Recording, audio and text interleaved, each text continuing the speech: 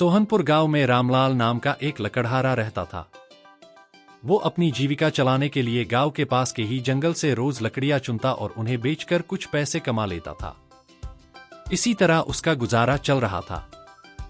कुछ दिनों के बाद रामलाल की शादी हो गई। उसकी पत्नी बड़ी खर्चीली थी, इसलिए अब उतनी लकड़ियों को बेचकर घर चलाना मुश्किल हो गया था। ऊपर से रामलाल की पत्नी कभी नए कपड़े खरीदने के लिए तो कभी किसी दूसरी चीजों के लिए रामलाल से बार बार पैसे मांगती थी। अगर पैसे न मिले तो रूठ जाती। रामलाल अपनी पत्नी से बहुत प्यार करता था, इसलिए उसकी नाराजगी वो बर्दाश्त नहीं कर पाता था। रामलाल ने ठान लिया कि वो अब ज्यादा लकड़ियां इकट्ठा करके बेचेगा ताकि उसकी पत्नी को रोज रोज पैसों की कमी न हो। पत्नी की इच्छा पूरी करने के लिए आज रामलाल घने जंगल तक चला गया और बहुत सारी लकड़ियां चुनकर बाजार में बेच दी। ज्यादा लकड़ियों के ज्यादा पैसे मिले तो खुश होकर रामलाल ने सारे पैसे अपनी पत्नी को दे दिए। अब रोज रामलाल ऐसा ही करने लगा। देखते ही देखते उसके मन में लालच इतना बढ़ गया कि उसने धीरे धीरे पेड़ काटना भी शुरू कर दिया। पेड़ काटने से और ज्यादा लकड़ियां हो जाती थीं और उसे अधिक दाम मिलने लगे। लकड़हारा हर हफ्ते एक पेड़ काटता और लकड़ियां बेचकर मिलने वाले पैसों से अपनी पत्नी के शौक पूरे करता।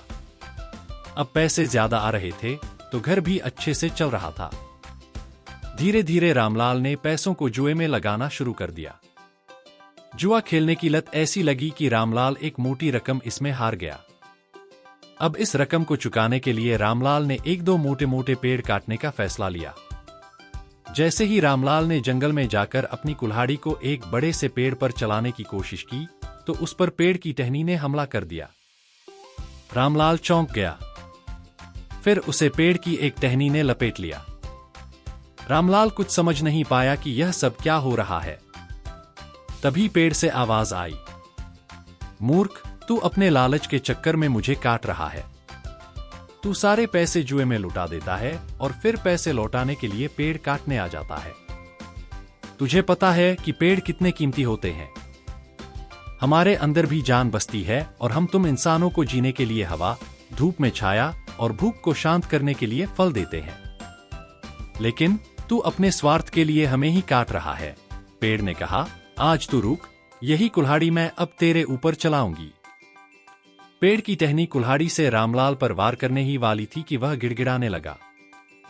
उसने माफी मांगते हुए कहा, मुझसे गलती हुई है, लेकिन मुझे सुधरने का एक मौका दो। अगर आप मुझे मार दोगे तो मेरी पत्नी का क्या होगा? वो अकेली पड़ जाएगी।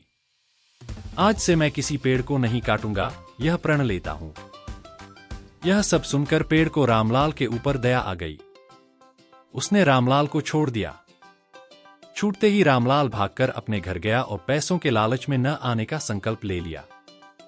कहानी से सीख, लालच में आकर पर्यावरण के साथ खिलवाड़ नहीं करना चाहिए। हमें ऑक्सीजन पेड़ से ही मिलती है। इन्हें काटकर हम खुद अपने जीवन में संकट को ला रहे हैं।